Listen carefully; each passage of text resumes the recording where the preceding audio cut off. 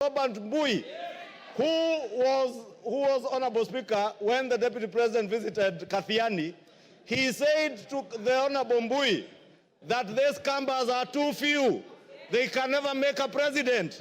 Kalonzo can never be anything. How can you defend a person who has disdain for Kalonzo Musyoka, a former vice president of this country? Mbui.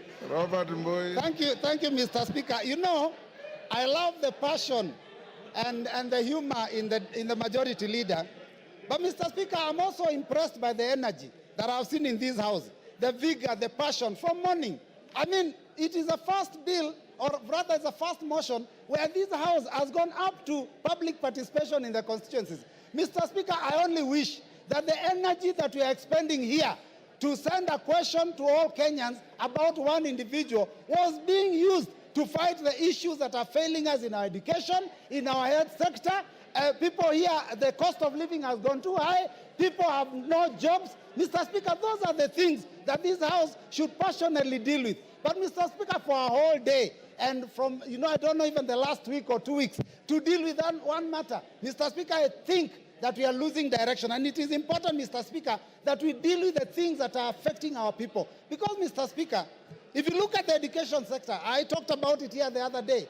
We don't even have classes for grade 9 going into JSS. Mr. Speaker, the funding model for university has failed. Mr. Speaker, the insurance sector, NHIF, is having a problem, Mr. Speaker. How then do we spend taxpayers' money and time to come and deal with a matter of one single individual, Mr. Speaker?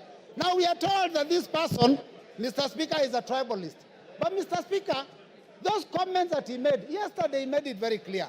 And I was shocked. I was very shocked, Mr. Speaker, yesterday, to realize that in fact Kenya Kwanza was actually a company that is limited by shares and that people negotiated shares for themselves. The mover of the motion is a member of MCCP. MCCP negotiated shares for Lower Eastern. Mr. Speaker, because we had 2 cabinet secretaries in this government. Now, Mr. Speaker, we only have 1. And I'm telling you, Mr. Speaker, actions speak louder than words.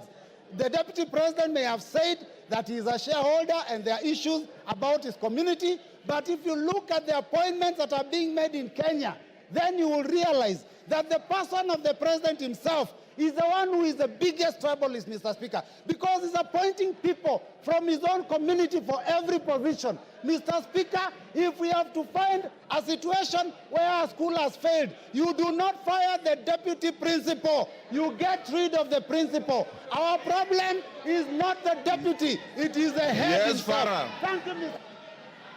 Yes, Farah. Mr. Speaker, I was standing. Order. Mr. Speaker. Order. Mr. Speaker. Robert Mbui, you are this, normally more decent than that. This